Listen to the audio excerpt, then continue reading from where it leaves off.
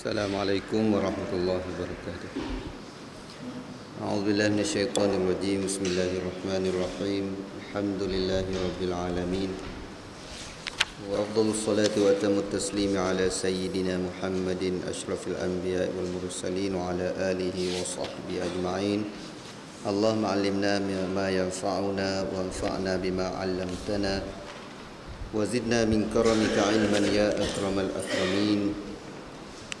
ربنا افتح بيننا وبين قومنا بالحق وأنت خير الفاتحين لا حول ولا قوة إلا بالله العلي العظيم لا حول ولا قوة إلا بالله العلي العظيم. InsyaAllah kita meneruskan kelas yang ke-63 dalam siri pembacaan kitab Bulughul Maram min Adillatil Ahkam.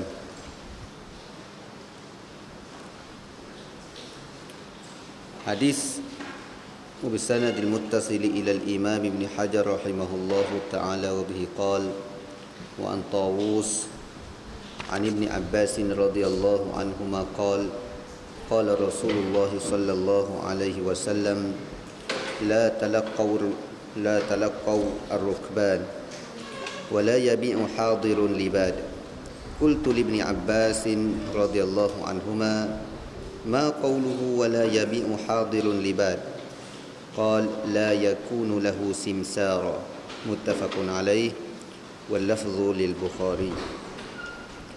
Tawus telah meriwayatkan daripada Ibnu Abbas radhiyallahu anhuma yang telah menyatakan bahawa Rasulullah sallallahu alaihi wasallam pernah bersabda, janganlah kamu membeli barang terus dari iringan kafilah yang mendatangkannya, dan jangan pula orang kota menjual untuk orang pendalaman. Aku bertanya kepada Ibnu Abbas radhiyallahu anhuma tentang pengertian orang kota tidak boleh menjual untuk orang pendalaman. Dia menjawab, jangan sampai orang kota menjadi maklarnya ataupun brokernya. Hadis riwayat Bukhari dan Muslim. Teks hadis menurut riwayat Imam Al-Bukhari. Wa an Abi Hurairah radhiyallahu anhu qala Rasulullah sallallahu alaihi wasallam la talaqul jalab faman tulqiya fashturiya min fa idza ata sayyiduhu suqa fa huwa bil khiyar. Rawahu Muslim. Abu Hurairah radhiyallahu anhu menceritakan bahawa Rasulullah sallallahu alaihi wasallam pernah bersabda, janganlah kamu mencegat kedatangan barang di luar kota, iaitu kamu ambil barang cepat. Apa? Janganlah kamu mencegat barang, maknanya barang datang daripada bandar, pergi conquer dulu sebelum dibuka lagi. Kita akan terangkan satu persatu. Sesiapa yang dicegat kedatangannya lalu dibeli terus darinya, maka jika pemilik barang sampai di pasar dan menjumpai harganya lebih mahal, maka dia boleh mengajukan pilihan. Dia tulis itu dakwaan, mengajukan pilihan kepada pembelinya. Hadis ini sahih. Hadis riwayat Muslim. Muslimin dan muslimat yang dirahmati dan dikasihi sekalian, kita masih lagi membicarakan hadis-hadis tentang al-bai', jual beli, khususnya jual beli yang dilarang oleh Nabi sallallahu alaihi wasallam. Dalam masalah jual beli yang dilarang oleh Nabi sallallahu alaihi wasallam ada larangan li'aini, larangan jual barang tersebut dan memang tak sah jual beli. Macam jual babi, jual barang-barang yang najis, itu memang daripada awal lagi tak sah. Ada di sana jual beli yang dikira sah tetapi perbuatan tersebut dikira haram. Dan kita pada malam ini kita membincangkan masalah jual beli yang sah tetapi dikira haram. Dalam hadis, kedua-dua hadis ini, hadis Ibnu Abbas dan hadis Abu Hurairah radhiyallahu taala anhuma. Hadis Ibnu Abbas radhiyallahu anhuma dan Abu Hurairah radhiyallahu an menceritakan kepada kita beberapa jenis yang dilarang oleh Nabi sallallahu alaihi wasallam. Yang pertama dinamakan talaqi ar-rukban. Apa makna talaqi ar-rukban?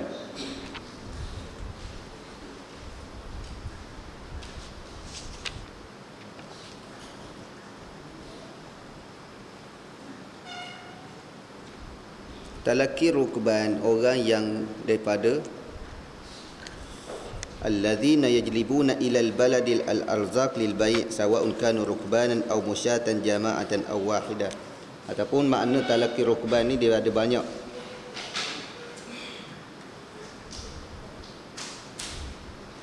penafsiran para ulama. Apa secara mudahnya, zaman dulu ada orang yang bawa barang daripada pasar, daripada kampung ke bandar. Ada orang bawa daripada bandar ke kampung, nak pergi berniaga di kampung. Dan perniagaan biasanya berlaku di pasar, sama ada di kampung ataupun di bandar. Talaki rukban, barang datang daripada bandar pergi ke kampung, dan di kampung tersebut ada harga-harga pasaran yang tertentu. Dan bagi orang yang talaki rukban ni, maknanya dia pergi ambil kesempatan sekat tengah jalan, sebelum orang yang bawa barang tu tahu harga pasaran berapa. Sebab itulah isu yang seumpama ni isu yang banyak berlaku di zaman komunikasi tak ada. Zaman kita ni zaman komunikasi mudah, tahu harga barang sana berapa, harga barang sini berapa. Jadi Nabi larang talaki rukban ni, orang tengah pergi sambar dulu barang. Dia pergi ambil dulu barang supaya dia boleh jual dengan harga yang lebih mahal lagi kepada penduduk kampung, untuk menindas menekan orang kampung dengan harga yang mahal. Itu mana talaku ar-rukban. Barang datang daripada bandar turun ke kampung, dia sekat dulu, dia beli dulu, dan dia akan jual kepada orang kampung. Maknanya tindakan tersebut haram, tetapi jual beli dia sah. Sah jual beli, haram. Kenapa? Kerana dia mengambil kesempatan mencari keuntungan di situ dalam keadaan dia nak menindas masyarakat yang lain. Itu talaki rukban. Yang kedua, bai'ul hadir, talaki rukban daripada kampung ke bandar. Daripada kampung ke bandar. Lawan dia bai'ul hadir lil badi. Orang bandar pula jual ke kampung, samalah juga. Tadi barang datang daripada kampung pergi ke bandar, tak tahu lagi pasaran dia berapa, tolak berapa. Jadi ada orang main tengah jalan, di tengah jalan dia ambil dulu barang tersebut, dan dengan harga yang jauh lebih rendah daripada harga pasaran yang sepatutnya ditolak. Yang kedua, bai'ul hadir lil badi. Orang bandar jual ke orang kampung, gitu juga. Macam saya sebut tadi, mungkin ada orang tengah dia ambil, dia menjual dengan harga yang terlalu mahal sehingga menindas orang kampung. Jadi kedua-dua bentuk jual beli ini hukumnya sah tetapi haram. Kerana apa? Kerana ada unsur penindasan ataupun penipuan kepada salah satu pihak. Kerana pihak, sebagai contoh, kalau orang kampung nak jual barang dia ke bandar, nak tolak barang dia ke bandar, dia tak tahu harga, orang kecek, orang tipu harga lebih awal. Tengok-tengok balik-balik, baru dia tahu harga sebenar sekian. Dia berasa rugi aku jual, rugi aku tolak barang. Sepatutnya barang tu aku boleh tolak dengan harga yang lebih mahal lagi. Begitulah juga orang bandar jual ke kampung. Dia jual ke kampung, ada orang lain tengah. Orang tengah ambil dulu barang tersebut dengan harga yang murah, kemudian dia jual dengan harga yang lebih mahal. Ini suatu penindasan kepada mana-mana salah satu daripada dua pihak, penjual dan pembeli. Talaki rukban dan bai'ul hadir lil badi. Dua bentuk yang dilarang oleh Nabi sallallahu alaihi wasallam. Apa jual bai'ul hadir lil badi? Ditanya kepada Ibnu Abbas, la yakunu lahu simsara, jangan jadi broker.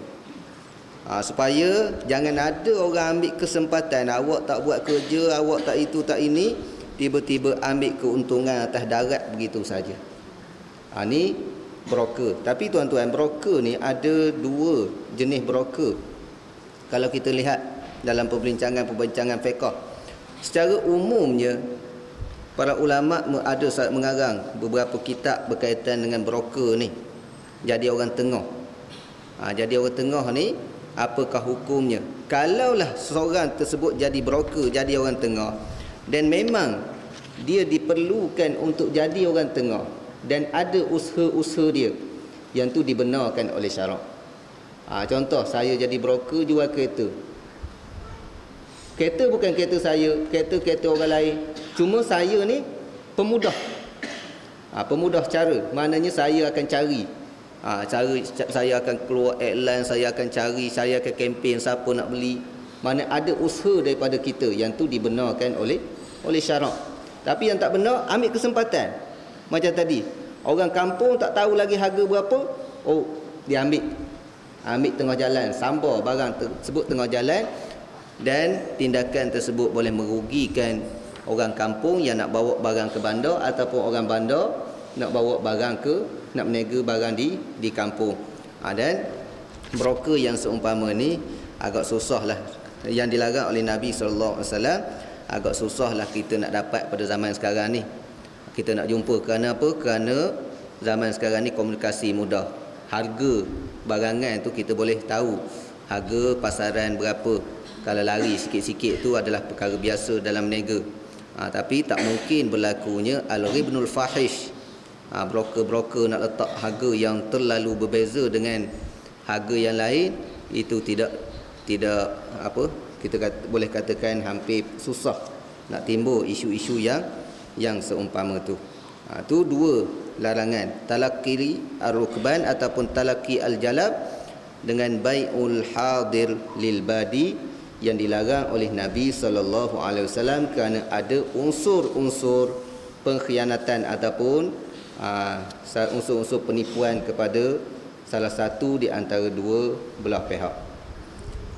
Hadis yang seterusnya, bai'ur rajuli ala bai'i akhi wa anhu radhiyallahu anhu qala naha Rasulullah sallallahu alaihi wasallam an yabi'a hadirun libad wa la tanajashu wa la yabi'u ar-rajulu ala bai'i akhihi wa la yakhtubu ala khitbati akhihi wa la tus'alu ke tas'alu bukan fa'il, bukan naib fa'il tu, fa'il. Wala tas'alu. Apa sih?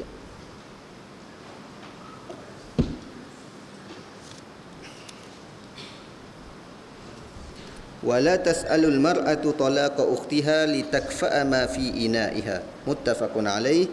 Wa li muslimin la yasumil muslimu ala saumil muslim. Abu Hurairah radhiyallahu anhu menceritakan bahawa Rasulullah sallallahu alaihi wasallam melarang orang kota menjual untuk orang pendalaman. Ni yang kita syarah tadi. Orang kota jual daripada barang kepada orang pendalaman. Bukannya secara umum kalau kita tak syarah tadi, kita faham letihlah orang bandar tak boleh berniaga di kampung. Bukan itu maksudnya. Maksud sebagaimana yang kita syarah tadi. Kemudian yang kedua, janganlah kamu melakukan najash dalam jual beli. Najas ni kita dah syarah dah pada minggu lepas. Pada minggu lepas apa dia najas? Az-ziyadatu fi thamani sil'atil ma'rudati lil bai' la liyashtariha bal liyaghurra bidzalika ghairah. Dia orang lain dah nak beli barang, dia letak harga mahal, dia menawarkan harga yang lebih mahal lagi supaya menyekat orang lain daripada beli. Bukan dia nak beli, tapi dia tipu orang. Contohnya Mamat nak beli dengan harga, dah tawar-tawar harga 1000 dapat 800. Kemudian sebelum akad lagi, dia pergi kata tak apalah aku bayar 900. Tak jadi Mamat nak beli. Akhirnya bila Mamat lari, dia pun tak beli. Ataupun dia beli. Dia beli kerana apa? Kerana dia rasa dia tak nak barang tu jatuh ke tangan Mamat. Dia lebih kaya daripada Mamat. Tu bai'un najash yang dilarang, yang kita dah bincang dulu. Yang seterusnya, janganlah seorang melakukan penjualan di atas penjualan saudaranya. Wala yabi'ur rajulu ala bai'i akhihi, jangan jual di atas penjualan saudaranya. Orang lain tengah bincang lagi, berapa tengah tawar menawar lagi, kita potong lain. Tu pun tak boleh. Janganlah seorang melamar wanita yang telah dilamar oleh saudaranya. Gitulah juga. Ini juga, semua perkara-perkara ni boleh menimbulkan perbalahan. Tunang orang, kita pergi masuk pula. Mentang-mentang kita kaya lebih pada tunang dia, mentang-mentang kita lebih handsome contohnya dah. Jadi ni menimbulkan perbalahan. Dan janganlah seorang wanita memujuk seseorang menceraikan isterinya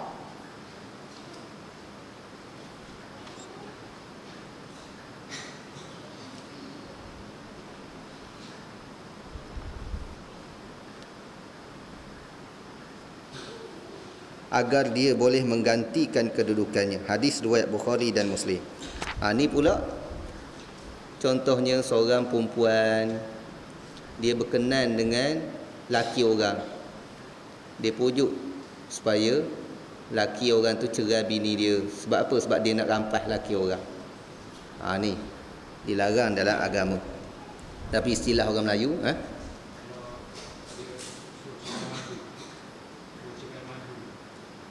cerai madu.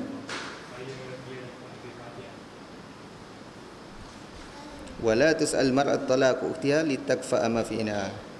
Termasuk cerai madu pun termasuk juga dalam masalah ni, minta suruh cerai madu supaya dia dapat ambil sepenuhnya kasih sayang daripada suami. Ni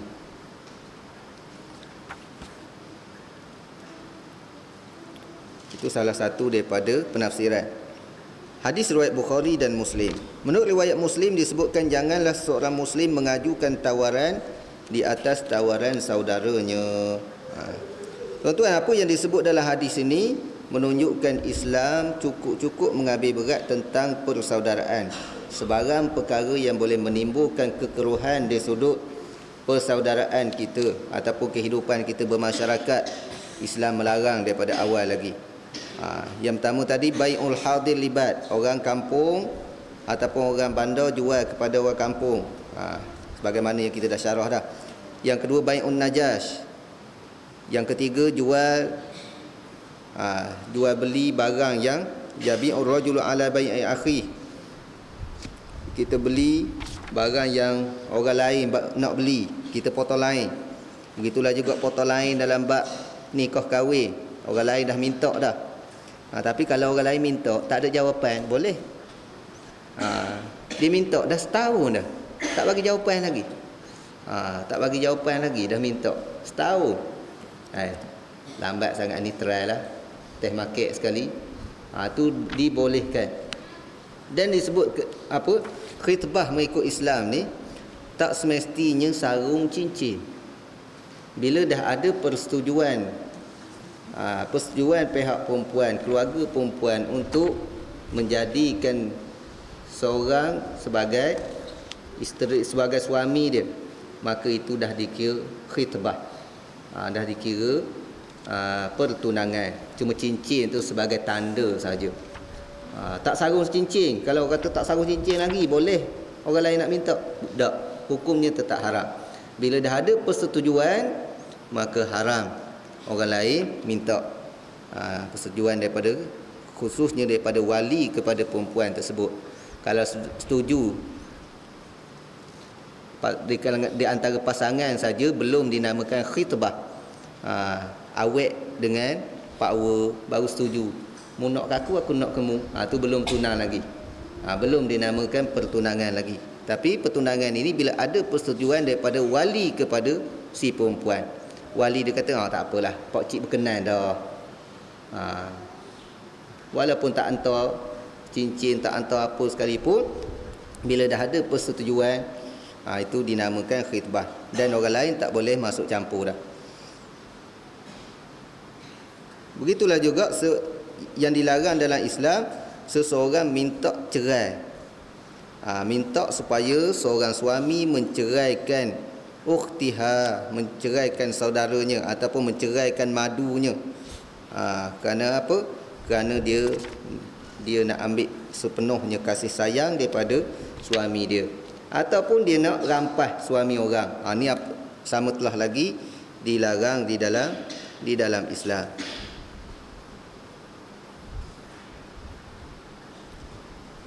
Hadis ni mudah aja.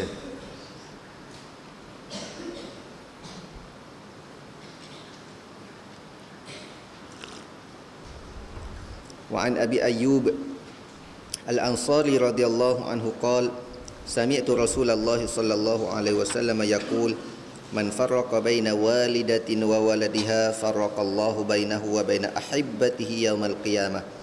Rawahu Ahmad wa sahhahu Tirmizi wal Hakim walakin fi isnadihi maqal wa lahu syahid. Abu Ayyub Al-Ansari radhiyallahu anhu telah menceritakan bahawa dia pernah mendengar Rasulullah sallallahu alaihi wasallam bersabda, barang siapa yang memisahkan antara seorang ibu dengan anaknya, maka kelak di hari kiamat Allah akan memisahkan antara dia dengan orang-orang yang disayanginya. Hadis riwayat Ahmad, dinilai sahih oleh Tirmizi dan Hakim meskipun sanadnya masih disangsikan, namun mempunyai bukti yang menguatkannya.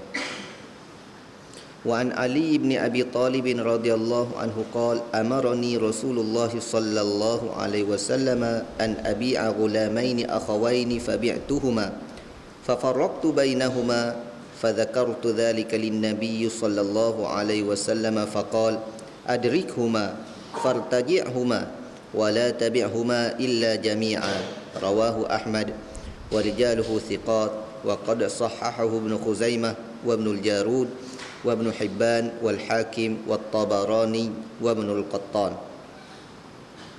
Ali bin Abi Talib radhiyallahu anhu menceritakan Rasulullah sallallahu alaihi wasallam pernah memerintahkan kepadaku untuk menjual dua orang hamba yang bersaudara, iaitu adik-beradik. Lalu aku menjual kedua-duanya secara terpisah. Setelah itu aku laporkan perkara tersebut kepada Nabi sallallahu alaihi wasallam, maka spontan baginda sallallahu alaihi wasallam bersabda, cepat kamu susuli kedua pembelinya dan batalkan penjualanmu kepada mereka. Jangan sampai kamu menjual kedua-duanya kecuali bersamaan, iaitu dalam satu paket. Hadis riwayat Ahmad, semua perawinya berpredikat siqah, iaitu boleh dipercayai, dan dinilai sahih oleh Ibnu Khuzaimah, Ibnu al-Jarud, Ibnu Hibban, Hakim, Tabarani dan Ibnu al-Qattan. Muslimin dan muslimat yang dirahmati oleh Allah Subhanahu wa taala.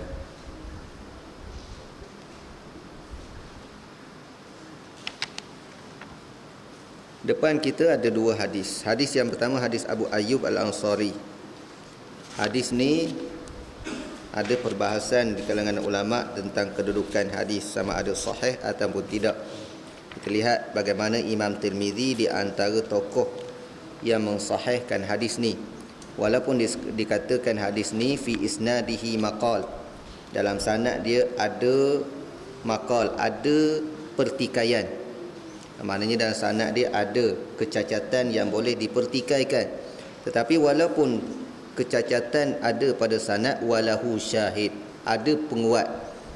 Kerana satu-satu hadis kadang-kadang dia mempunyai sanad yang dhaif, tetapi ada di sana penguat-penguat sehingga boleh menaikkan dia daripada dhaif kepada hasan, ataupun boleh jadi sahih. Sebab itulah pegang satu kaedah, dhaifnya sanad tidak semestinya dhaif matan hadis. Apabila kita jumpa mana-mana hadis yang sanad dia dhaif, tak semestinya hadis itu dhaif. Boleh jadi hadis tersebut hadis yang sahih, kerana ada penguat-penguat ataupun ada jalan-jalan periwayatan yang lain. Bila sebut sanad tersebut sahih, pun tidak semestinya hadis tersebut sahih. Mungkin sanad dia, perawi-perawi dia seorang tokoh-tokoh yang sahih, tetapi ada di sana kecacatan-kecacatan yang tersembunyi, yang tidak diketahui secara zahir, yang hanya dapat dilihat dan dinilai oleh tokoh-tokoh hadis saja. Bila sebut sanad yang dhaif, tidak semestinya hadis tersebut dhaif. Bila sebut sanad yang sahih, tidak semestinya hadis tersebut sahih walaupun kebiasaannya sahih. Hadis yang sanad mempunyai sanad yang sahih, kebiasaannya sahih, tetapi ada juga kadang-kadang jadi dhaif kerana ada kecacatannya. Tapi hadis yang sanadnya dhaif, belum tentu hadis tersebut hadis yang dhaif. Kenapa? Kerana mungkin berita tersebut dibawa oleh orang tak percaya, seorang yang tidak boleh dipercayai. Tetapi berita betul. Berita betul, tapi hak yang tukar bawanya seorang yang tidak boleh dipercayai. Cari, rupanya ada periwayatan yang lain yang menjadi sokongan kepada riwayat tersebut, daripada dhaif boleh naik menjadi hasan. Begitu hadis Ali bin Abi Talib. Hadis ni riwayat Imam Ahmad, perawinya siqah. Siqah ni golongan yang istilah yang digunakan oleh ulama bagi orang yang boleh dipercayai periwayatan dia. Kerana siqah ni mesti dia ada dua sifat. Bila sebut siqah, mesti siqah orang yang boleh dipercayai mesti ada dua sifat. Sifat apa? Sifat yang pertama, ingatan. Dari segi ingatan, dia orang yang mempunyai ingatan yang kuat. Yang kedua, mesti seorang yang adil. Seorang yang adil, yang tidak dipertikaikan dari sudut percakapan dia dan tindakan dia. Tidak melakukan dosa besar, tidak mengekali buat dosa kecil, dan tidak melakukan perkara yang boleh menjatuhkan maruah. Itu dinamakan siqah. Tapi kalau dia setakat tu saja tapi ingatan dia kurang, tidak dinamakan siqah. Dia dinamakan saduq, orang yang boleh dipercayai. Tapi dari sudut periwayatan dia belum tentu. Mungkin dia ni tersilap, dia ni jenis pelupa. Kita tidak pastikan dia sudut ingatan dia. Tapi bila sebut siqah, dia mesti ada dua sifat tersebut. Dari sudut ingatan pun kuat, dan dari sudut PA perangai pun seorang yang adil, yang boleh dipercayai. Bila sebut hadis ni disahihkan oleh Ibnu Khuzaimah, iaitu di dalam kitab beliau Sahih Ibnu Khuzaimah, Ibnul Jarud dalam kitab beliau yang bernama, siapa ingat? Kitab Ibnul Jarud.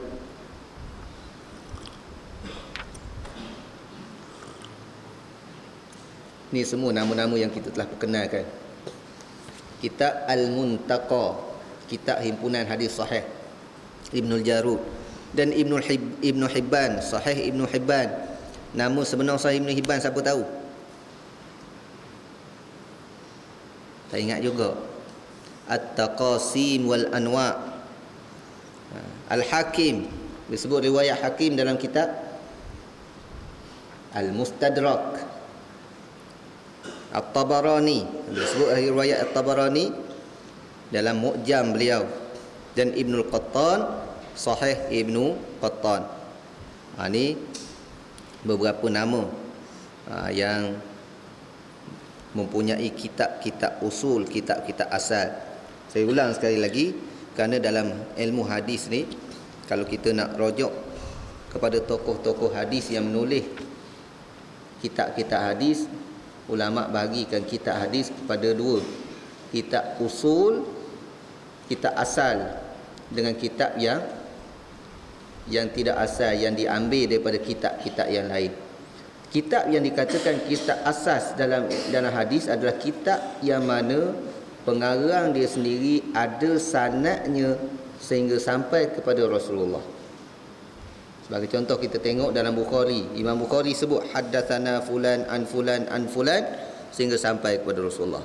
At-Tirmizi pun sama, Imam Ahmad pun sama, Tabarani pun sama, Ibnu Khuzaimah, Ibnu Hibban, semua ni, Al-Baihaqi, semua mempunyai sanad-sanad yang sendiri.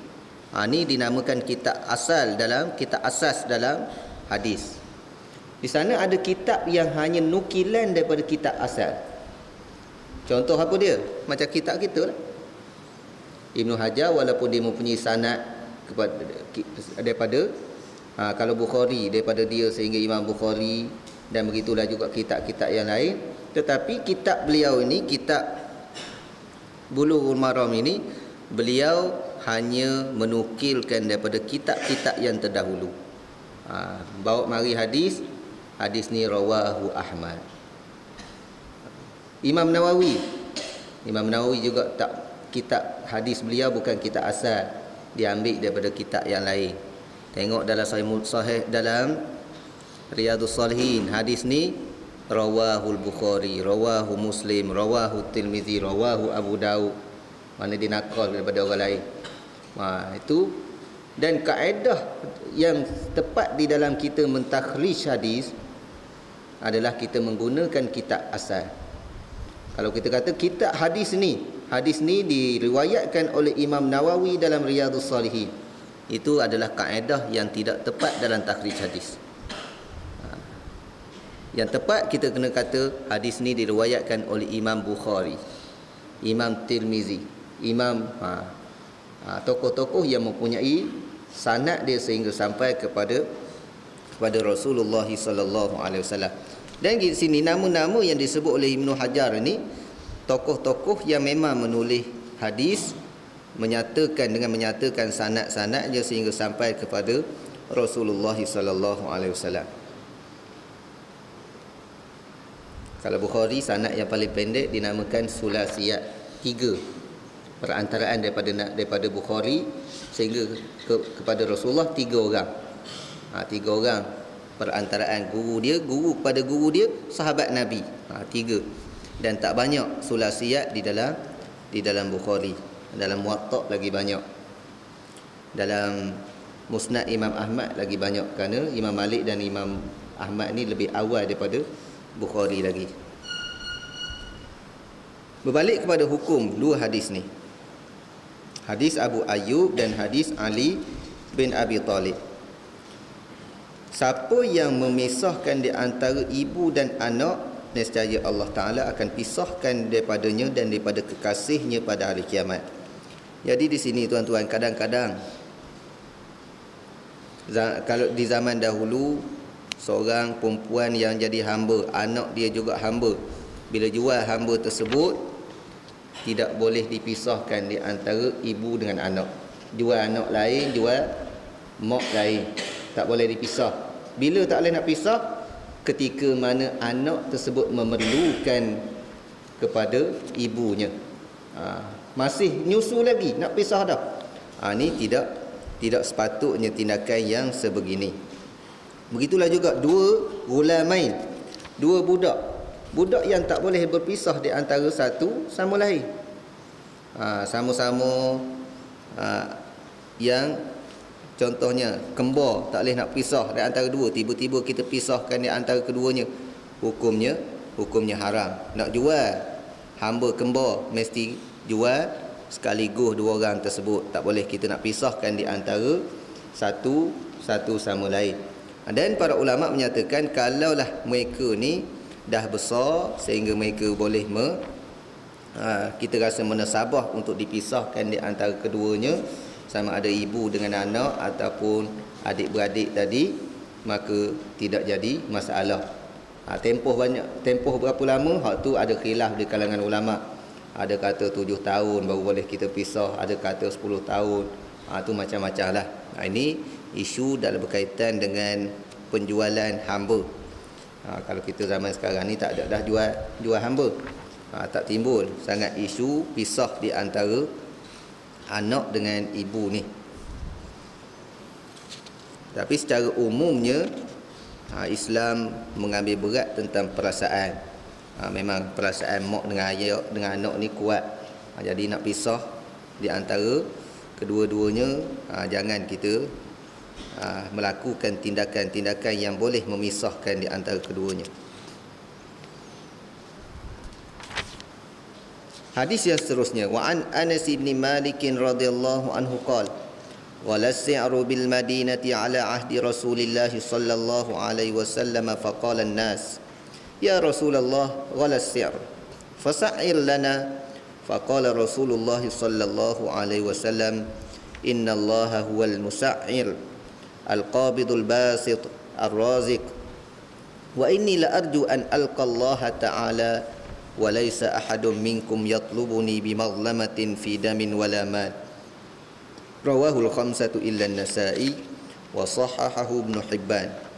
Anas bin Malik radhiyallahu anhu menceritakan bahawa Madinah pernah mengalami resesi, dia tulis inflasi ekonomi, ataupun terjemah bahasa kampungnya ghala si'r, harga barang naik di Madinah. Tu bahasa kampung mudah faham. Ghala ni mana harga barang naik. Di zaman Rasulullah sallallahu alaihi wasallam sehingga semua harga keperluan melonjak tinggi. Maka para sahabat memohon, wahai Rasulullah, semua harga keperluan melonjak tinggi, maka tetapkanlah standard harga yang wajar bagi kami. Wahai Rasulullah, letak hargalah berapa, tentukan gandum berapa harga secupak, dan gitulah barang-barang yang lain. Rasulullah sallallahu alaihi wasallam menjawab, sesungguhnya hanya Allah Subhanahu wa taala lah yang menetapkan harga, yang menggenggam, yang membuka dan yang memberi rezeki. Dan sesungguhnya aku benar-benar berharap agar kelak di saat menghadap kepada Allah Subhanahu wa taala tiada seorang pun di antara kamu yang menuntutku, baik yang berkenaan dengan masalah darah maupun harta. Hadis riwayat khamsah selain Nasa'i dan dinilai sahih oleh Ibnu Hibban. Hadis ni terkenal dengan nama hadis tas'ir. Hadis bab meletak harga. Letak harga barang. Kita tengok di sini satu kes yang berlaku ataupun peristiwa yang berlaku di Madinah, harga barang naik. Sahabat minta, wahai Rasulullah, tak tahan harga barang naik ni, minta Rasulullah tentukan harga, tetapkan harga supaya harga barang tu tak semakin hari semakin naik. Nabi kata, tentukan harga tu adalah Allah Taala, bukan kerja aku. Maknanya kalau tuan dia nak letak harga berapa, tu dah ketentuan Allah Taala dah. Allah Taala yang menentukan. Al-Basit, Al-Qabid yang ambil, yang menggenggam. Al-Basit yang mengurniakan, yang membuka pintu rezeki, yang memberi rezeki. Dan aku harapkan hari kiamat kelak tak ada orang tuntut dengan aku, sama ada di sudut harta ataupun di sudut darah. Maknanya kalau aku tetap harga, dia nak jual harga mahal, aku sekat, seolah-olah aku melakukan kezaliman kepada peniaga. Ini maksud secara zahir hadis ni. Berkaitan dengan hadis ni, sebagaimana yang saya sebut tadi, zahir hadis ni menunjukkan bahawa pihak yang berkuasa haram menentukan harga bagi barang-barang. Ini secara zahir hadis.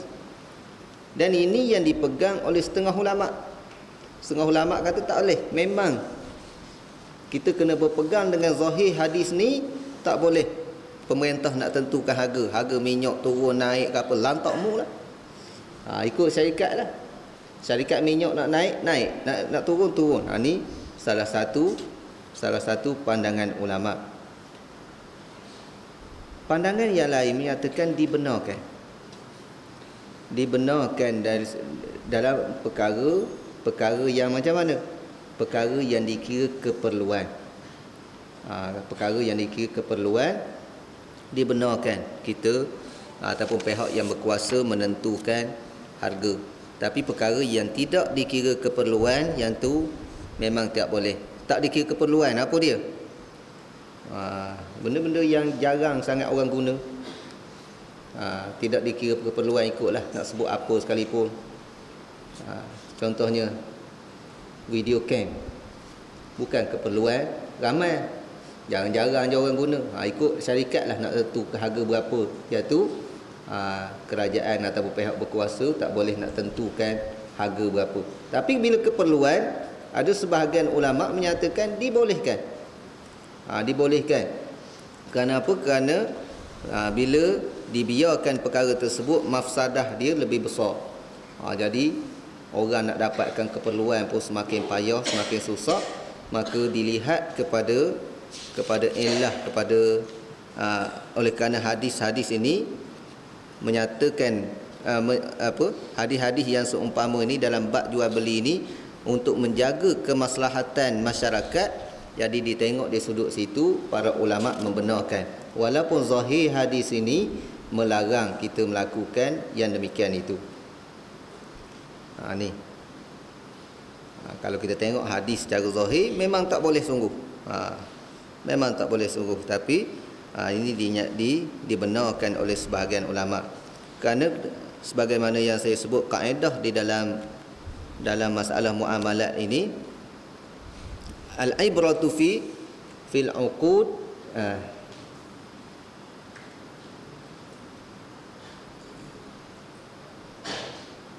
al-ibratu fil uqud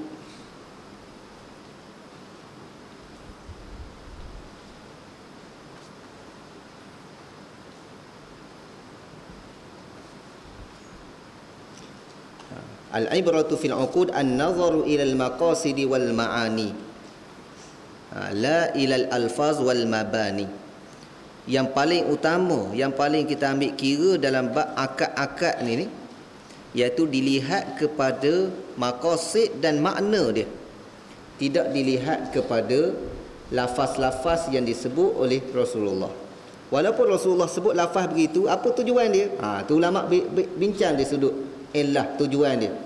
Tujuan dia nak menjamin kehidupan barang-barang tersebut, kemudahan masyarakat, tu nak jaga kebajikan masyarakat, tu antara yang ditekankan oleh Rasulullah sallallahu alaihi wasallam. Kalaulah zaman sekarang ni nak menjaga kebajikan masyarakat, perlu kepada tas'ir, perlu kepada penetapan harga, maka pihak kerajaan boleh menentukan ataupun menetapkan harga. Sebab itulah dalam isu ni boleh katakan hampir semua fatwa-fatwa mana-mana kerajaan, mereka pakai fatwa yang menyatakan bahawa pihak kerajaan boleh menentukan harga pada barang-barang keperluan yang tertentu. Ambil pendapat yang kedua ni, tidak menggunakan pendapat yang berdasarkan kepada zahir hadis. Zahir hadis memang tak boleh langsung, kerajaan tak boleh nak campur tangan langsung. Bahkan kalau nak berhujah tak, Nabi dan kerajaan sekarang mana lebih kuat? Nabi pun tak berani nak letak harga. Kalau nak hujah macam tu. Tetapi para ulama dilihat dari sudut keperluan, dari sudut illah. Bahkan ada ulama yang menyatakan bahawa ini dah menjadi darurah ataupun hajah, keperluan kita, keperluan bagi masyarakat supaya kerajaan menetapkan harga.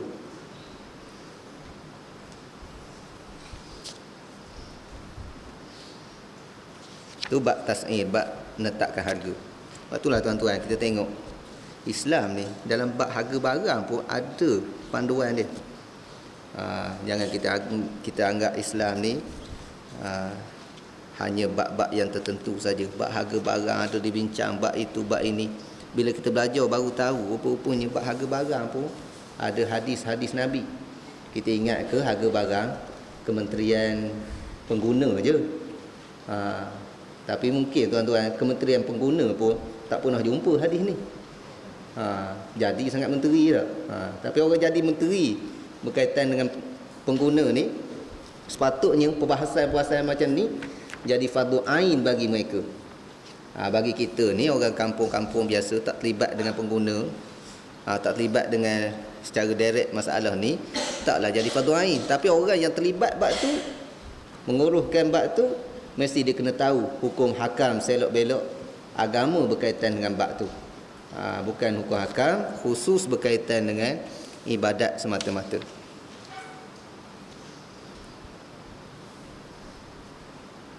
Seterusnya, wa an Ma'mar bin Abdullah radhiyallahu anhu an Rasulillah sallallahu alaihi wasallam qala la yahtakiru illa khati', rawahu Muslim.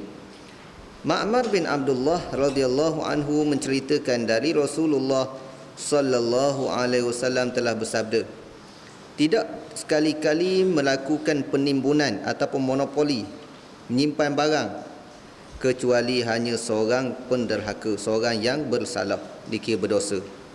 Hadis riwayat Imam Muslim. Hadis ni berkaitan dengan ihtikar. Ihtikar ataupun kita terjemah dengan bahasa moden monopoli. Tak?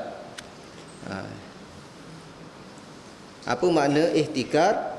Ihtikar ini kita simpan barang, walaupun barang tersebut barang keperluan, kita tak nak jual kecuali tunggu harga mahal.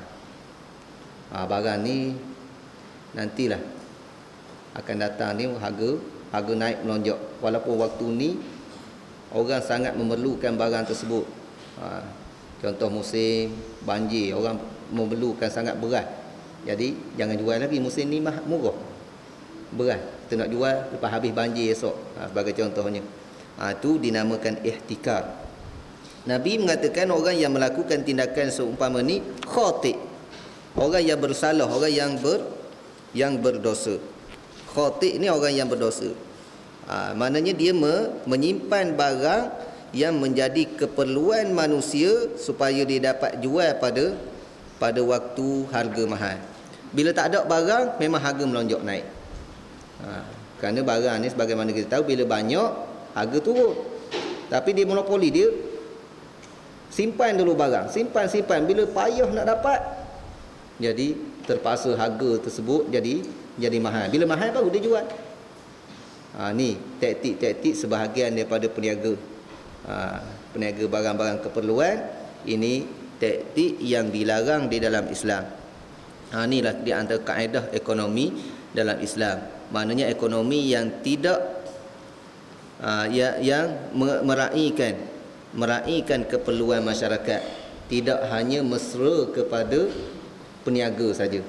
Kalau peniaga dia kira nak untung saja, tetapi juga ekonomi dalam Islam ni menjaga keperluan dan kepentingan masyarakat. Dan masalah ihtikar ini hanya pada barang keperluan. Kalau barang tersebut tidak barang keperluan, dia nak simpan banyak mana sekalipun, tunggu harga mahal, itu tak jadi masalah. Barang bukan barang keperluan, dia nak simpan banyak mana, bertambung, itu terpulang kepada dia. Kerana masyarakat secara umumnya tidak memerlukan sangat kepada barang tersebut. Tapi kalaulah dia dah jadi keperluan, dia simpan juga barang dengan tujuan bila barang tak ada, harga barang boleh melonjak naik. Ini dikira suatu kesalahan, dosa, tindakan yang sedemikian rupa.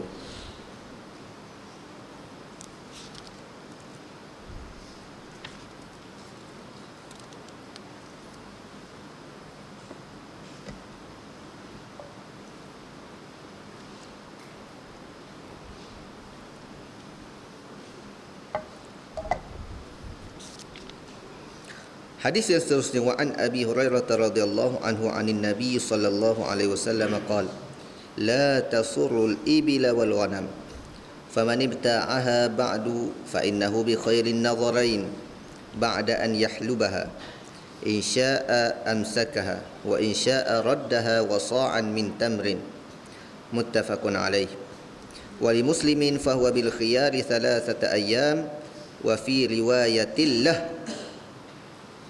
Tu buang kurungan tu. Buang kurungan, buang titik dua. Wa fi riwayatillah. Kena baca sambung terus itu. Allaqahal Bukhari. Tu pun sambung terus. Wa fi riwayatillah allaqahal Bukhari radda ma'aha sa'an min ta'amin la samra'a qala al-Bukhari wat tamru akthar. Abu Hurairah radhiyallahu anhu menceritakan dari Nabi sallallahu alaihi wasallam bersabda, la tasurul ibila wal ghanam, jangan kamu menyekap tetek unta dan kambing. Ni bab unta dan kambing, susu apa yang mengeluarkan susu. Jangan kita tutup ataupun kita sekap lah, tutup dia supaya kita bila kita nak jual esok, orang tengok, oi, unta ni, kambing ni banyak susu, padahal seminggu dah kita tak perah. Tu maksud dia. Kita nak menipu kepada pembeli. Pembeli tengok, unta ni jenis banyak susu ni, tengok dia punya kantung dia besar, tapi sebenarnya kita dah menipu. Tu yang dilarang. Maka sesiapa pun yang membelinya surah itu, dia berhak mengajukan salah satu daripada dua pilihan. Beli, lepas dia beli, dia tahu, tengok perah sekali kering, 3-4 hari pula baru ada susu. Rupanya kena tipu dah. Dia diberi pilihan yang terbaik baginya, sudah memerah susunya. Apa pilihan? Jika dia suka boleh tetap memilikinya. Kalau dia redha tak apalah. Walaupun kena tipu pun tak apalah. Dan jika tidak suka boleh mengembalikannya dengan membayar satu gantang kurma.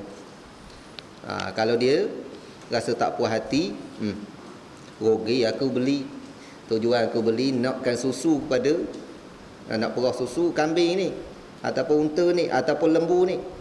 Jadi aku nak pulang balik. Dia pulang balik unta ataupun kambing tersebut, dan dia dengan kena pulang satu gantang kurma. Sebab apa? Sebab ganti kepada susu yang dia dah ambil. Tu hadis riwayat Bukhari dan Muslim. Menurut riwayat Muslim disebutkan, maka pihak pembeli mempunyai hak untuk mengajukan dakwaan, bukan dakwaan tu, pilihan, khiyar, pilihan dalam jangka waktu 3 hari. Ada tempoh 3 hari kalau nak pulang balik. Ni disebut dalam riwayat Muslim. Menurut riwayat yang lain yang juga dikemukakan oleh Muslim, namun Bukhari hanya mengulasnya saja. Bukan ta'liq di sini, bukan mengulas. Bukhari hanya meriwayatkannya dalam bentuk ta'liq. Kita tahu dalam Sahih Bukhari ada 2 bahagian hadis. Hadis muttasil yang mempunyai sanad yang berhubung sehingga sampai Rasulullah sallallahu alaihi wasallam, dan ada hadis muallaq, hadis yang disebut oleh Imam Bukhari tanpa sanad. Jadi di sini hadis ni hadis Muslim. Riwayat ni riwayat Muslim, tetapi dalam Bukhari hanya menyebutnya dalam bentuk ta'liq, dalam bentuk hadis muallaq, iaitu hadis yang tanpa disebut sanadnya dalam Bukhari.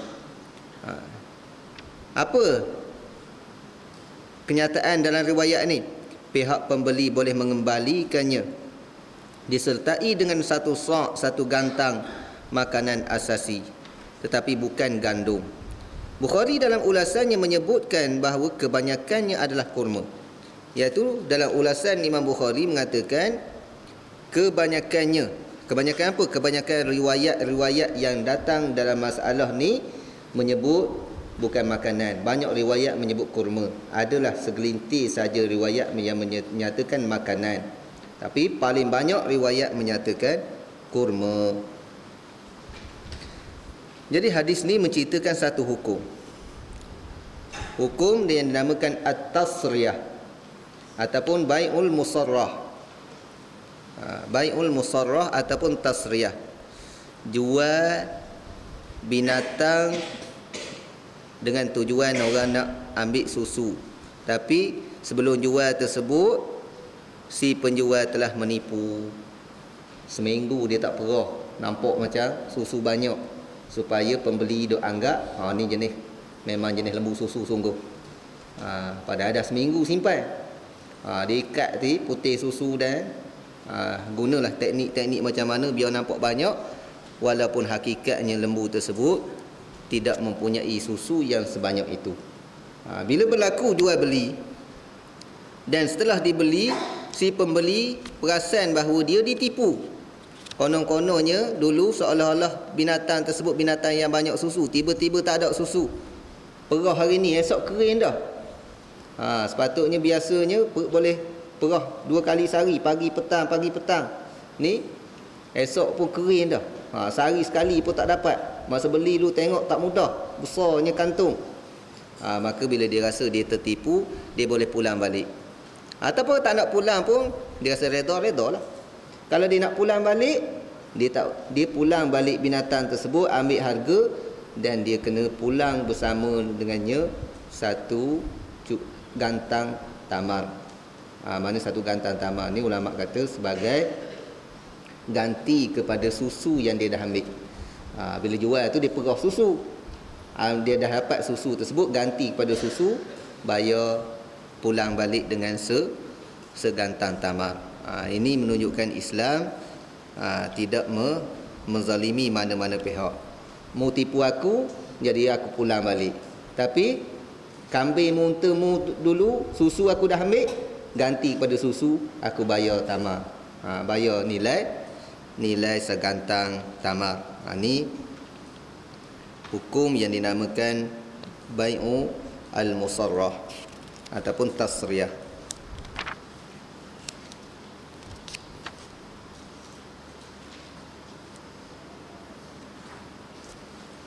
Hadis yang seterusnya, banyak kena syarah ni, satu-satu kalimah, satu-satu bab kena cerita. Wa an ibni Mas'ud radhiyallahu anhu qala man ishtara syatan muhaffalatan faraddaha falyarudda ma'aha sa'a, rawahu al-Bukhari wa zada al-Ismaili min tamrin. Diriwayatkan melalui Ibnu Mas'ud radhiyallahu anhu yang mengatakan bahawa barang siapa membeli kambing yang disekap putingnya lalu hendak ia mengembalikannya, dia boleh melakukannya dengan membayar satu sa', satu gantang. Diriwayatkan oleh Bukhari. Al-Ismaili menambah dari riwayatnya satu sa' buah kurma, iaitu segantang buah kurma. Di sini makna samalah tadi, cuma sedikit berkaitan dengan Imam Ismaili. Siapa dia Imam Ismaili? Ada kitab apa? Siapa tahu? Imam Ismaili,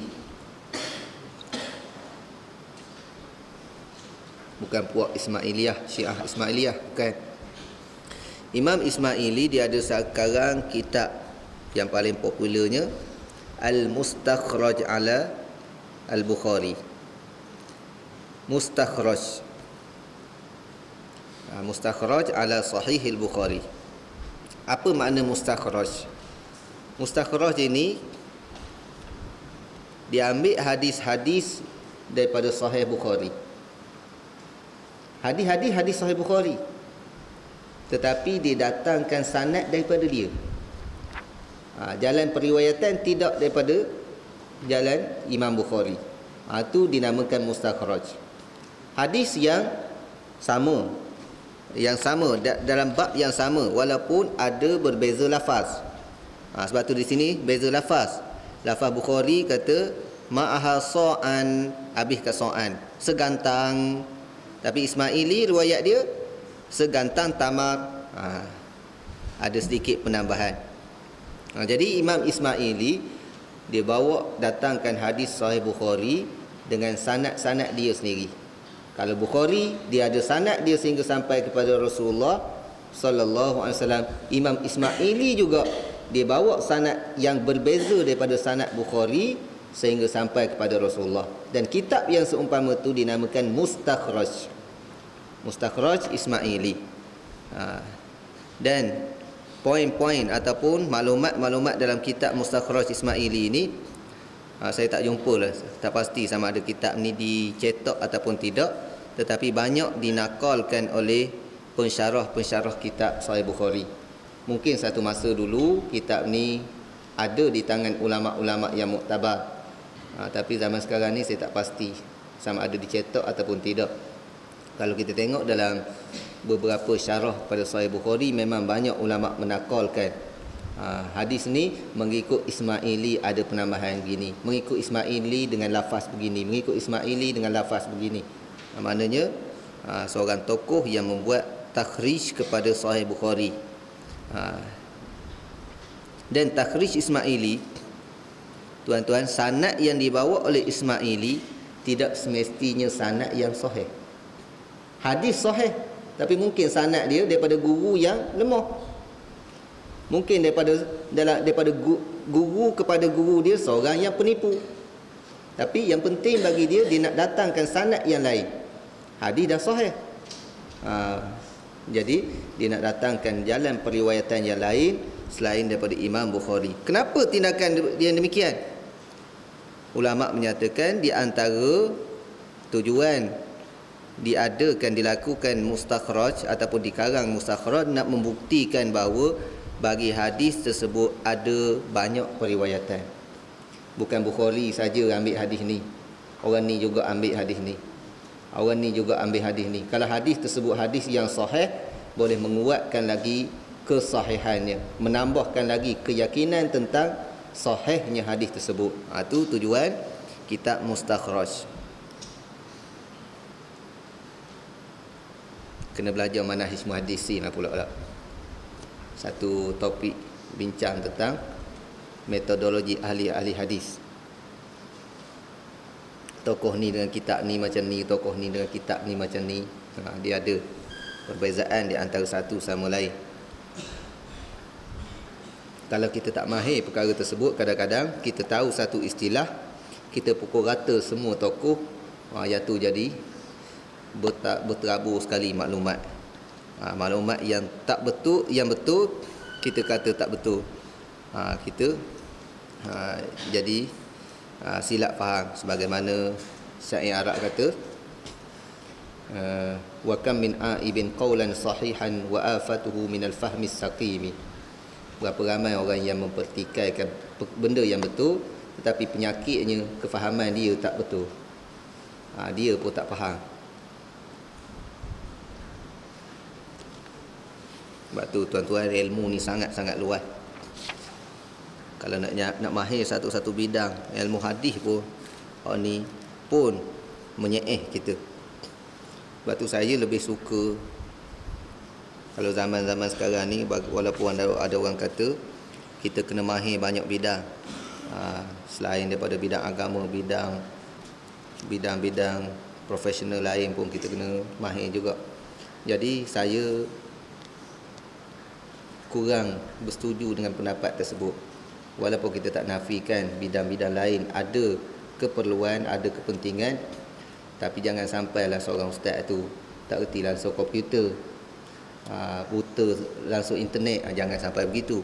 Tapi bagi seorang ulama tu, nak jadi seorang yang benar-benar yang kita rasa sangat bermanfaat di dalam agama kita, biarlah seorang tersebut pakar sungguh satu bidang. Dia ni bidang qiraat, biar pakar sungguh. Biarlah bidang lain pun dia kurang, bidang lain tu tak timbul masalah, tapi bidang qiraat ada tempat rujukan. Kita bila tanya dia, puas hati dijawab bab qiraat. Bidang hadis, biar ada orang yang memang betul-betul pakar tentang istilah-istilah dan seumpamanya, biar kita puas hati nak merujuk ke dia. Bukannya kita hak ni kita tahu lebih kurang, hak ni lebih kurang, hak ni lebih kurang. Jadi zaman sekarang ni perlu kepada kepakaran setiap bidang. Setakat boleh bercakap, setakat boleh kuliah, waktu jangan ada kalau anak-anak kita ataupun kita sendiri niat diri kita ni, tak apalah aku ni setakat boleh kuliah, setakat boleh tazkirah. Jangan ada setakat memadai gitu saja. Biarlah kita ada fokus apa minat kita, kita fokus sungguh, biar kita jadi alim, jadi pakar di bidang tersebut. Wa an Abi Hurairah radhiyallahu anhu anna Rasulullah sallallahu alaihi wasallam marra ala subrati ta'amin fa adkhala yadahu fiha fanalat asabi'uhu balala faqala ma hadha ya sahib at-ta'am qala asabathu as-sama'u ya Rasulullah faqala afala ja'altahu fawqa at-ta'am kay yarahu an-nas man ghasya falaysa minni. Rawahu Muslim. Abu Hurairah radhiyallahu anhu telah menceritakan bahawa Rasulullah sallallahu alaihi wasallam saat berjalan di pasar menjumpai setumpuk bahan makanan yang dijual. Subrah, selonggok makanan. Lalu baginda memasukkan tangannya ke dalam tumpukan itu. Dan ternyata jari jemarinya menyentuh bahagian yang basah di dalamnya.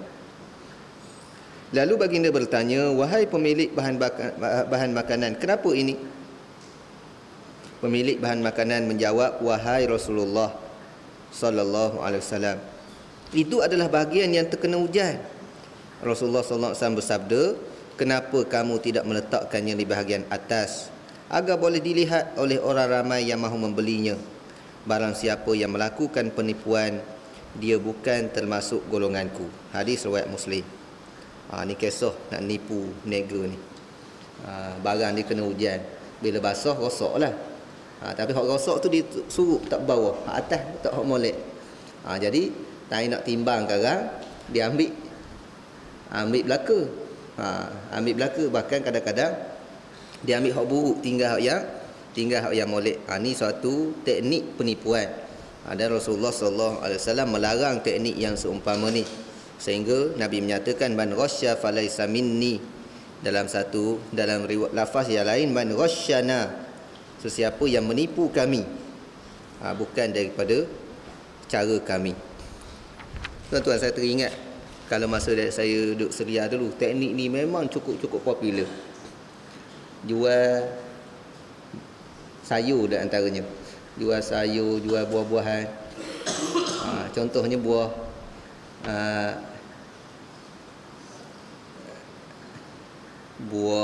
banadora, apa tu? Tomato. Buah tomato dia susun, lawa je susun. Hak belakang ni hak buruk. Hak buruk dia susun molek tu. 10 lira sekilo, 15 lira sekilo. Tapi bila kita tengok lawa, kita beli. Okey. Time dia nak timbang, dia ambil hak buruk. Tengok depan luar, bawa balik, tengok buruk. Ni di antara penipuan. Satu teknik lagi. Okey, pilih sendiri. Harga 15 lira, pilih sendiri. Kita pun pilih hak molek masuk dah bekas. Cerdik tak cerdik dia nipu. Ni tak cukup lagi ni. Dia tambah hak buruk. Tambah hak buruk, timbang. Lebih. Dia buang pula hak kita hak pilih molek. Tinggal hak buruk juga. Tak ada makna kita pilih awal. Ni teknik menipu. Tapi jangan buat dapat teknik gini. Ustaz Khairul ajar teknik ni.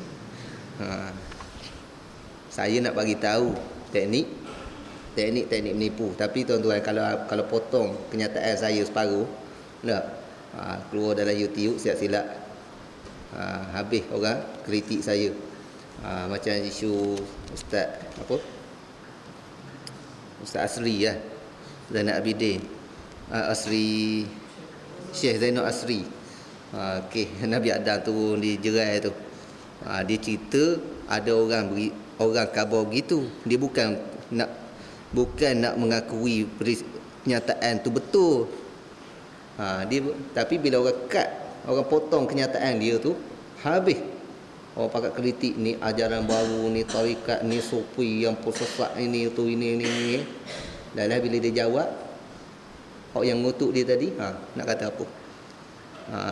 Maknanya jahat manusia ni, setengahnya dia jahat. Dia potong hak yang kenyataan yang dia ambil hak yang boleh menjatuhkan mana-mana tokoh. Tapi hadis ini, sebagaimana yang saya sebut tadi, mana Nabi bagi tahu ada tindakan yang tidak sepatutnya dilakukan oleh peniaga, iaitu menipu barang yang sepatutnya, barang yang tak molek disuruh di bawah, tapi barang yang elok dipamerkan kepada pembeli. Tanya orang nak beli, dia bagi hak yang buruk. Tu tidak dibenarkan dalam syarak. Kemudian yang kedua, Nabi sebut, kenapa kamu tak letak di atas? Ini menunjukkan barang-barang yang rosak, kalau orang tersebut, si pembeli dah tahu barang tersebut rosak, tak jadi masalah nak beli juga. Gandum, dia antara gandum yang basah dengan gandum yang tak basah lagi, tak kena hujan, dia nak beli juga hak basah. Terpulang, hak basah ni mudah, boleh bancuh selalu. Terpulang dengan harga yang biasanya berbeza.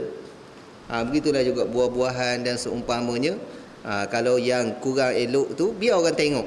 Bila dah tengok, begini keadaannya, maka harga dia begini, orang tersebut puas hati, si pembeli puas hati, tak timbul masalah.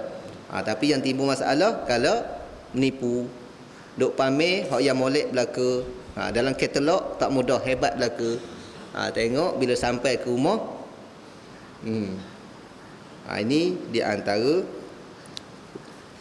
larangan daripada Nabi SAW. Di akhir hadis ni Nabi sebut, man ghasya falaysa minni, siapa yang menipu bukan di kalangan aku. Para ulama dalam mentafsirkan man ghasya falaysa minni, ataupun tafsirkan kalimah falaysa minni, bukan di kalangan aku. Para ulama mentafsirkan dengan berbagai penafsiran. Tidak boleh kita nak tafsirkan falaisa minni, bukan dari kalangan aku, Nabi tak mengaku umat. Yang ni saya dengar banyak ustaz-ustaz tafsir, Bila sebut laisa minna, bukan dari kalangan kami, Nabi tak mengaku umat. Dalam hadis-hadis banyak sebut laisa minna, laisa minni. Kalau Nabi tak mengaku umat, saya nak baca satu hadis berat tuan-tuan. Man lam yataghanna bil Quran falaisa minna. Siapa tak baca Quran dengan suara yang sedap, bukan daripada kalangan kami. Baca suara biasa, bukan umat Nabi. Gimana kamu? Sebab itulah dalam nak mentafsirkan mana-mana hadis, kita kena rujuk kepada ulama-ulama. Bukan boleh tafsir ikut dan saja. Ada orang kata agama ni bukan milik ulama. Betul, memang bukan milik ulama. Dari sudut amalannya, semua wajib beramal dengan agama. Tetapi dari sudut nak mentafsirkan Quran, nak mentafsirkan hadis, ulama lebih faham. Kerana mereka ni ada kaedah-kaedah dia. Kalau ustaz pun, ustaz hanya ambil daripada kalam-kalam ulama. Ustaz tak cukup alat. Dia hanya baca kitab ni kata gini, dia ambil kitab ni. Ambil kitab ni kata gini, ambil hak ni. Tu dia hanya menukilkan saja. Tuan-tuan, sebab tu jangan kita terlalu mudah bila sebut bukan dari kalangan kami, ni nak Nabi tak ngaku umat, Nabi tak ngaku umat, Nabi tak ngaku umat. Di sini para ulama menyatakan bahawa laisa minna, seorang boleh menjadi kafir bukan dari kalangan kami. Kalau macam mana? Kalau mereka menyatakan penipuan itu halal. Liman istahalla al-ghash, siapa yang menghalalkan penipuan dalam jual beli, dia jadi kafir. Tu memang Nabi tak mengaku umat. Tapi kalaulah dia tahu perkara tersebut salah, dia buat juga, dia tidak mengikut cara Nabi, tidak mengikut sunnah Nabi dalam perniagaan. Laisa minna, laisa min tariqatina, laisa ala hadiyina, bukan mengikut cara kami. Maknanya tidak mengikut apa yang diredai oleh Allah Subhanahu wa taala. Dia telah melakukan satu dosa, satu kesilapan, satu maksiat. Itu makna laisa minna ataupun laisa minni. Jangan kita jumpa laisa minna, laisa minni, hak ni kafir, Nabi tak ngaku umat. Jangan terlalu mudah. Isu ni saya zaman menulis blog dulu pun saya pernah nulis isu laisa minna dengan laisa minni. Tapi blog tu dah kena blog dah. Zaman Facebook pula ni. Kemudian hadis yang seterusnya, al-kharaj bid-dhaman wa an'a. Hadis seterusnya kita berhenti sinilah dulu. Wallahu a'lam. Soalan-soalan, tidak ada soalan yang saya rasa menarik. Soalan-soalan lama tu saya pun tak berapa ingat dah. Dalam Facebook banyak sangat, dan kadang-kadang soalan-soalan berkaitan dengan hadis ni tuan-tuan, yang jadi payahnya dia tanya soalan dalam bahasa Melayu, kita puas nak mikir dalam bahasa Arab. Tu kita nak rojok jadi payah. Bukan kata saya tahu. Tapi ada satu soalan tu tuan-tuan, dia tanya dalam Facebook, saya jawab, saya tak jumpa hadis ni. Hadis ni sahih ke tak ustaz? Saya tak jumpa. Saya tak jumpa lagi. Saya tak berani nak kata sahih, tak berani nak kata apa. Dia kata dah, kalau gitu baik tak payah tanya dia. Dia jadi marah saya. Kalau gitu baik tak payah tanya. Kita pun bukan suruh sangat dia tanya, dia nak tanya. Dia nak tanya, kita tak boleh nak jawab, nak buat macam mana? Kita jawab mengikut apa yang kita tahu ataupun apa yang kita sempat cari. Yang sempat cari, sempat rojok, jumpa. Dan ustaz-ustaz ni, dia cari belum tentu jumpa. Dia tak macam tokoh-tokoh hadis dulu, tahu selalu. Dalam kepala dia ratus-ratus ribu hadis. Kita dalam kepala kita ratus ribu benda-benda yang lain. Benda-benda yang karut banyak dalam kepala kita. Dan soalan yang ditanya belum tentu kita boleh jawab. Tapi kalau boleh soalan-soalan tersebut boleh cari teks Arab, lagi mudah untuk kita untuk kita cari. Kalau tak ada teks Arab tu agak susah sikit kita nak cari. Tapi secara umumnya banyak yang disebarkan dalam WhatsApp, dalam Facebook dan seumpamanya. Kalau ada hadis-hadis, ada kenyataan-kenyataan nasihat, secara umumnya banyak bercampur. Ada sahih, ada dhaif, ada yang palsu. Jadi hati-hatilah sikit. Hati-hati. Kalau boleh jangan terlalu mudah kita nak forward kepada sahabat-sahabat kita. Walaupun perkara tersebut kadang-kadang memang cukup menyentuh perasaan. Tazkirah dalam hadis tu Allah menyentuh sungguh, tapi rupa-rupanya palsu. Kalau kita tak sandarkan kepada Rasulullah, kata-kata tersebut kita katakan kata-kata nasihat, tak jadi masalah. Boleh kita terima pakai nasihat tazkirah begini. Tapi bila sandarkan kepada Rasulullah, mesti kita kena hati-hati.